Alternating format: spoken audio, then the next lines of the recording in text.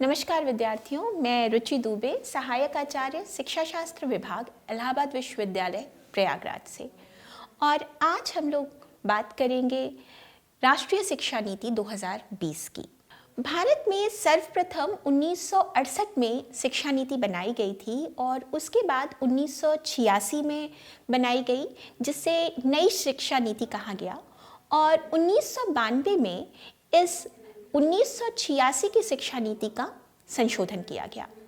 फिर लगभग 34 साल बाद 2020 में पुनः शिक्षा नीति लाया गया, जिसमें शिक्षा संबंधित बहुत से नियमों में बदलाव किया गया है। डॉक्टर के कस्तूरीरंगन की अध्यक्षता में शिक्षा नीति को लेकर नई समिति का गठन किया गया और मई 2019 में कस्तूरीरंगन समिति ने राष्ट्रीय शिक्षा नीति का नया रूप सरकार के समक्ष प्रस्तुत किया। भारत सरकार ने शिक्षा को ध्यान में रखते हुए जुलाई 2020 में राष्ट्रीय शिक्षा नीति 2020 को मंजूरी दे दी, और जिसे हम आजकल प्रचलित रूप में NEP 2020 के नाम से जानते हैं। इस राष्ट्रीय शिक्षा नीति के कुछ आधारभूत सिद्धांत हैं, जैसे हर बच्चे की विशिष्ट क्षमताओं की स्वीकृति, पहचान और उनके विकास हेतु प्रयास करना, शिक्षकों और अभिभावकों को बच्चों की क्षमताओं के प्रति संवेदनशील करना ताकि वो बच्चों की अकादमिक और अन्य क्षमताओं के सर्वांगीण विकास पर ध्यान दें, बुनियादी साक्षरता एवं संख्या ज्ञान को प्राथमिकता, जिससे सभी बच्चे कक्षा 3 तक साक्षरता और सांख्य ज्ञान जैसे सीखने के मूलभूत कौशलों को हासिल कर सके। तीसरा आधारभूत सिद्धांत जिस पर राष्ट्रीय शिक्षा नीति आधारित है, वो है कला, विज्ञान और वाणिज्य के बीच शैक्षिक धाराओं में कोई अलगाव ना होना, बहुविषयक और समग्र शिक्षा का विकास, ज्ञान की एकता और अखंडता को सुनिश्चित करने के लिए बहुविषयक और समग्र शिक्षा का विकास करने पर भी बल इस राष्ट्रीय शिक्षा नीति पर किया गया। राष्ट्रीय शिक्षा नीति 2020 का एक और आधारभूत सिद्धांत था अवधारणात्मक समझ पर जोर देना, रचनात्मक और तार्किक सोच एवं तार्किक निर्णय लेने और नवाचार को प्रोत्साहित करना। और जो सिद्धांतों पर ये राष्ट्रीय शिक्षा नीति 2020 आधारित है, उसके अंतर्गत आता है नैतिकता, मानवीय और संवैधानिक मूल्य जैसे सहानुभूति, दूसरों के लिए सम्मान, स्वच्छता, शिष्टाचार, लोकतांत्रिक भावना, सार्वजनिक संपत्ति के लिए सम्मान, वैज्ञानिक चिंतन, स्वतंत्रता, समानता और न्याय जैसे मूल्यों का विकास करना, भाषा की शक्ति या बहुभाषिकता को प्रोत्साहन देना, जीवन कौशलों का विकास करना, सतत मूल्यांकन पर बल देना, तकनीकी के उपयोग पर बल, अध्ययन अध्यापन कार्य में भाषा संबंधी बाधाओं को दूर करने में, दिव्यांग बच्चों के लिए शिक्षा को सुलभ बनाने में, शैक्षिक नियोजन और प्रबंधन में तकनीकी के उपयोग पर बल देना, साथ ही साथ गुणवत्तापूर्ण शिक्षा और विकास के लिए उत्कृष्ट शोध पर बल देना। राष्ट्रीय शिक्षा नीति 2020 का मुख्य उद्देश्य है भारत को वैश्विक स्तर पर शैक्षिक रूप से महाशक्ति बनाना तथा भारत में शिक्षा का सार्वभौमिकरण कर शिक्षा की गुणवत्ता को उच्च करना। और दूसरा उद्देश्य है कि भारत में बच्चों को तकनीकी तथा रचनात्मकता के साथ साथ शिक्षा की गुणवत्ता का महत्व से अवगत कराना, जिससे शिक्षा की गुणवत्ता में सुधार हो सके। अब चर्चा करते हैं कि राष्ट्रीय शिक्षा नीति 2020 के मुख्य तत्व क्या हैं। राष्ट्रीय शिक्षा नीति 2020 के तहत 2030 तक वर्तमान में चल रहे 10+2 शैक्षिक ढांचे के स्थान पर 5+3+3+4 के शैक्षिक ढांचे को लागू किया जाएगा। यहाँ 5+3+3+4 का ये जो शैक्षिक ढांचा है, इसके 4 स्तर हैं: फाउंडेशन स्तर, प्रिपरेटरी स्तर, मिडिल स्तर और सेकेंडरी स्तर। अब इन स्तरों को हम लोग विस्तार से समझ लेते हैं। पहला है फाउंडेशन स्तर। राष्ट्रीय शिक्षा नीति ने फाउंडेशन स्टेज में 3 से 8 साल तक के बच्चों को सम्मिलित किया, जिसमें 3 साल की प्री स्कूली शिक्षा को सम्मिलित किया गया, जिसके अंतर्गत छात्रों को भाषा कौशल तथा शैक्षिक स्तर के विकास पर ध्यान केंद्रित किया जाएगा। दूसरा है प्रिपरेटरी स्तर या प्रिपरेटरी स्टेज। इस स्टेज में 8 से 11 साल के बच्चों को सम्मिलित किया गया है, जिसमें कक्षा 3 से कक्षा 5 तक के बच्चे होंगे। राष्ट्रीय शिक्षा नीति ने इस स्तर में छात्रों के संख्यात्मक कौशल को मजबूत करने पर विशेष ध्यान केंद्रित किया है। वहीं सभी बच्चों को क्षेत्रीय भाषा का भी ज्ञान देने पर बल दिया है। तीसरा है मिडिल स्तर या मिडिल स्टेज। इस स्टेज के भीतर 6वीं से 8वीं कक्षा तक के बच्चों को सम्मिलित किया गया है, जिसमें 6वीं कक्षा से ही बच्चों को कोडिंग सिखाना शुरू किया जाएगा। वहीं सभी बच्चों को व्यावसायिक परीक्षण के साथ साथ व्यवसाय इंटर्नशिप के भी अवसर प्रदान किए जाएंगे। और चौथा स्तर है सेकेंडरी स्टेज या सेकेंडरी स्तर, और इस स्टेज में 8वीं कक्षा से 12वीं कक्षा तक के छात्रों को सम्मिलित किया गया है। इस स्टेज के भीतर 8वीं से 12वीं कक्षा के शैक्षिक पाठ्यक्रम को भी खत्म करके बहुवैकल्पिक शैक्षिक पाठ्यक्रम को शुरू किया जाने पर प्रस्ताव रखा गया है। छात्र किसी निर्धारित स्ट्रीम के भीतर नहीं, बल्कि अपनी पसंद के अनुसार अपने विषयों को चुन सकेंगे, और राष्ट्रीय शिक्षा नीति के अंतर्गत छात्रों को विषय चुनने को लेकर स्वतंत्रता दी गई है। छात्र विज्ञान के विषयों के साथ साथ आर्ट्स या कॉमर्स के विषय को भी पढ़ सकते हैं। मानव संसाधन विकास मंत्रालय का नाम अब शिक्षा मंत्रालय कर दिया गया है। इस नीति के अनुसार वैश्विक महामारी के परिणाम स्वरूप विद्यालय शिक्षा एवं उच्च शिक्षा में ऑनलाइन शिक्षा को बढ़ावा देने की बात कही गई है। आकलन में सुधार के लिए भी बात राष्ट्रीय शिक्षा नीति में कही गई है, और राष्ट्रीय शिक्षा नीति 2020 में योगात्मक आकलन के बजाय नियमित एवं रचनात्मक आकलन को अपनाने पर बल दिया गया है, जो अधिक योग्यता आधारित है, जिससे कि उच्च स्तरीय कौशल जैसे विश्लेषण क्षमता, आवश्यक चिंतन मनन, वैचारिक स्पष्टता आदि का आकलन हो सके। राष्ट्रीय शिक्षा नीति 2020 के अंतर्गत 5वीं कक्षा तक के बच्चों को उनकी मातृभाषा अथवा क्षेत्रीय भाषा में पढ़ाने का प्रावधान रखा गया है। सभी प्रकार की शैक्षिक विषय वस्तु को उस क्षेत्र की क्षेत्रीय भाषा में ट्रांसलेट किया जाएगा, जिससे शैक्षिक क्षेत्र में क्षेत्रीय भाषा को बढ़ावा मिल सके। विद्यार्थी माध्यमिक स्तर से ही फ्रेंच, चाइनीज, जापानीज, स्पेनिश और जर्मन आदि विदेशी भाषाओं का भी ज्ञान प्राप्त कर सकते हैं। राष्ट्रीय शिक्षा नीति 2020 के तहत शिक्षकों के लिए व्यावसायिक विकास को जरूरी कर दिया गया है, और शिक्षकों के लिए सर्विस ट्रेनिंग की आयोजन की बात कही गई है। शिक्षकों की भर्ती पारदर्शी एवं प्रभावकारी प्रक्रिया के द्वारा होगी, और राष्ट्रीय शिक्षा नीति के अनुसार शिक्षकों को समय समय पर उनके कार्य प्रदर्शन के आधार पर पदोन्नति दी जाएगी। एनसीटीई द्वारा 2022 तक शिक्षकों के लिए राष्ट्रीय प्रोफेशनल मानक NPST national professional standard for teachers, इसको भी विकसित किया जाएगा। परख नाम का एक राष्ट्रीय मूल्यांकन केंद्र स्थापित करने की भी बात राष्ट्रीय शिक्षा नीति 2020 में कही गई है, और साथ ही साथ ये कहा गया कि सकल नामांकन अनुपात जीईआर या ग्रॉस एनरोलमेंट रेशियो को बढ़ाने के लिए खुली और दूरस्थ शिक्षा का विस्तार किया जाएगा। राष्ट्रीय शिक्षा नीति 2020 के अनुसार केंद्र तथा राज्य सरकार देश की 6% जीडीपी के बराबर शिक्षा क्षेत्र में निवेश करेगी। राष्ट्रीय शिक्षा नीति के माध्यम से दिव्यांगजनों के लिए शैक्षिक पाठ्यक्रम में बदलाव किया गया है, और शैक्षिक क्षेत्र में तकनीकी को बढ़ावा दिया जा रहा है। इस राष्ट्रीय शिक्षा नीति में ई लर्निंग पर जोर दिया गया है, ताकि किताबों पर निर्भरता कम हो सके। राष्ट्रीय शिक्षा नीति में शैक्षिक पाठ्यक्रम में भाषाओं को लेकर कई विकल्प रखे गए हैं। यदि शैक्षिक पाठ्यक्रम में कोई छात्र अपनी क्षेत्रीय भाषा अथवा अपनी मातृभाषा को पढ़ना चाहता है तो वो आसानी से उसे पढ़ सकता है। वहीं इस शैक्षिक पाठ्यक्रम में भारतीय प्राचीन भाषाओं को पढ़ने का भी विकल्प छात्रों के समक्ष रखा गया है।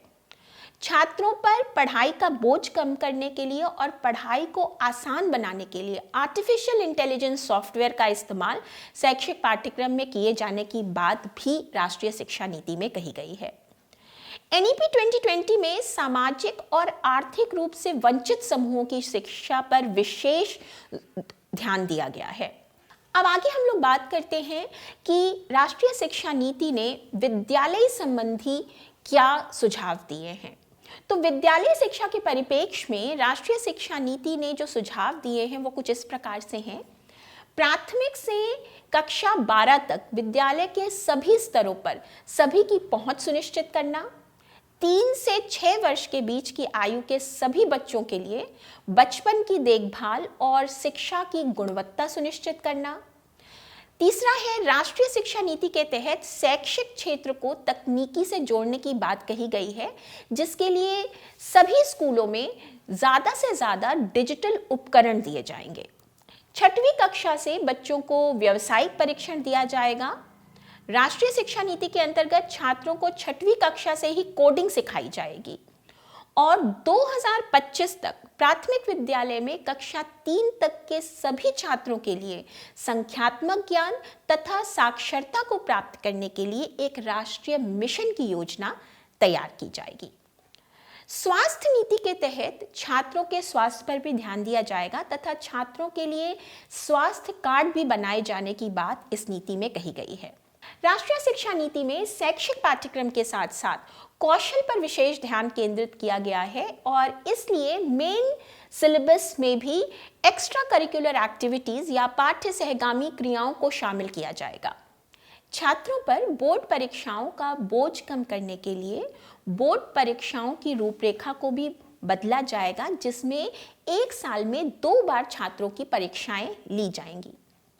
राष्ट्रीय शिक्षा नीति में वोकेशनल पढ़ाई पर ध्यान केंद्रित किया गया है, क्योंकि हमारे देश में वोकेशनल पढ़ाई करने वाले छात्रों का प्रतिशत 5 से भी कम है। नई शिक्षा नीति में 2025 के अंत तक इस प्रतिशत को 50% तक पहुंचाने का लक्ष्य निर्धारित किया गया है और वोकेशनल पढ़ाई के अंतर्गत बागवानी, मिट्टी के बर्तनों को बनाना, बिजली का काम, लकड़ी का काम आदि कार्य सम्मिलित किए गए हैं। राष्ट्रीय शिक्षा नीति में छात्रों में पढ़ाई के साथ कौशलों का विकास भी किया जाएगा, जैसे योग, संगीत, नृत्य, खेल और मूर्तिकला, ताकि छात्र पढ़ाई के साथ साथ अन्य प्रकार के कौशलों में भी निपुण हो सके। छात्रों के लिए होमवर्क व स्कूल बैगों का वजन कम किया जाएगा। जो छात्र 1 से 10 तक की कक्षा में पढ़ते हैं, उनके स्कूल बैग का वजन उनके वजन का 10% होना चाहिए। छात्रों को केवल आवश्यक पुस्तकों को ही लेकर विद्यालय जाना होगा और गृह कार्य के संबंध में राष्ट्रीय शिक्षा नीति 2020 ने कहा है कि कक्षा 3 से 5 तक छात्रों को प्रतिदिन 2 घंटे का गृह कार्य दिया जाएगा। कक्षा 6 से 8 तक विद्यार्थियों को 1 घंटे का गृह कार्य दिया जाएगा और कक्षा 9 से 12 तक के छात्रों को 2 घंटे का गृह कार्य दिया जाएगा। जो छात्र एलकेजी या यूकेजी में पढ़ते हैं, उन्हें कोई होमवर्क नहीं दिया जाएगा और इसके अलावा पहली कक्षा व दूसरी कक्षा में पढ़ने वाले छात्रों को भी गृह कार्य नहीं दिया जाएगा। राष्ट्रीय शिक्षा नीति के तहत अब छात्रों को आर्ट, साइंस और कॉमर्स स्ट्रीम में से किसी एक स्ट्रीम का चयन नहीं करना पड़ेगा। छात्र एक स्ट्रीम की पढ़ाई के साथ साथ बाकी स्ट्रीम्स की पढ़ाई भी कर सकते हैं। विद्यालयी शिक्षा के अंतर्गत ही राष्ट्रीय शिक्षा नीति 2020 में कहा गया है कि विद्यालयों में छात्रों को पढ़ाने के लिए शिक्षक द्वारा क्षेत्रीय भाषा का प्रयोग होना चाहिए, जिससे छात्रों को समझने में आसानी हो। नई शिक्षा नीति के माध्यम से सरकार ने निर्णय लिया है कि 5वीं तक की छात्रों की पढ़ाई उनकी मातृभाषा में होनी चाहिए। पाठ्यक्रम की विषय वस्तु को प्रत्येक विषय में कम करके उसे बेहद बुनियादी चीज़ों पर केंद्रित किया जाए। राष्ट्रीय शिक्षा नीति 2020 में ये भी कहा गया है कि पाठ्यक्रम की विषय वस्तु को प्रत्येक विषय में कम किया जाए और उसमें बेहद बुनियादी चीज़ों को ही रखा जाए ताकि आलोचनात्मक चिंतन, चर्चा आधारित चिंतन, खोज आधारित चिंतन, विश्लेषण आधारित चिंतन और अधिगम पर ध्यान दिया जा सके।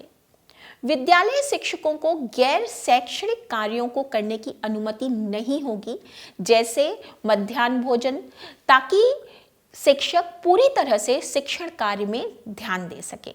2030 तक स्कूली शिक्षा में 100% सकल नामांकन अनुपात GR प्राप्त करना भी राष्ट्रीय शिक्षा नीति का एक मुख्य लक्ष्य है। तो अब बात करते हैं कि राष्ट्रीय शिक्षा नीति 2020 ने उच्च शिक्षा के संदर्भ में क्या कहा है। तो इस नीति का लक्ष्य है कि 2030 तक 100% प्रौढ़ एवं युवा साक्षरता प्राप्त करना। NEP 2020 का एक लक्ष्य ये भी है कि उच्च शिक्षा में 2035 तक नामांकन प्रतिशत को बढ़ाकर 50% करना।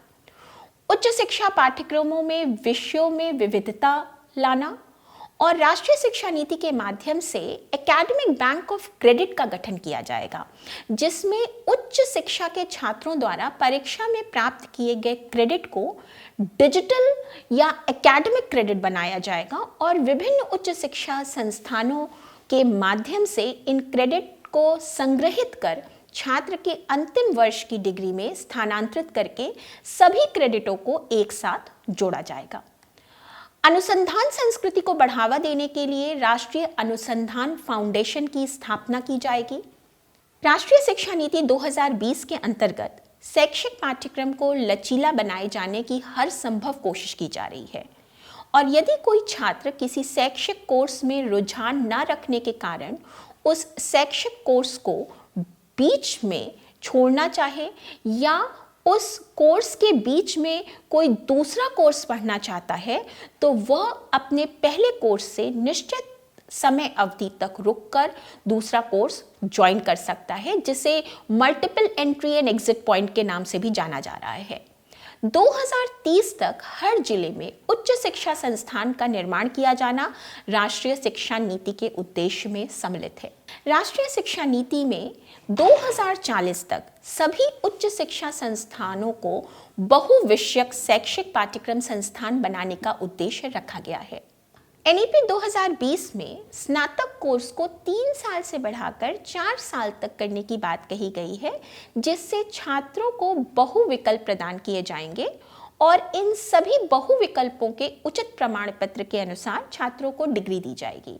उदाहरण के रूप में यदि कोई छात्र 1 साल के लिए स्नातक कोर्स की पढ़ाई करता है तो उसे केवल 1 साल की पढ़ाई का ही प्रमाण पत्र दिया जाएगा और 2 साल बाद उसे एडवांस डिप्लोमा का प्रमाण पत्र दिया जाएगा और 3 साल की पढ़ाई करने के बाद उसे उचित प्रमाणों के आधार पर डिग्री दी जाएगी।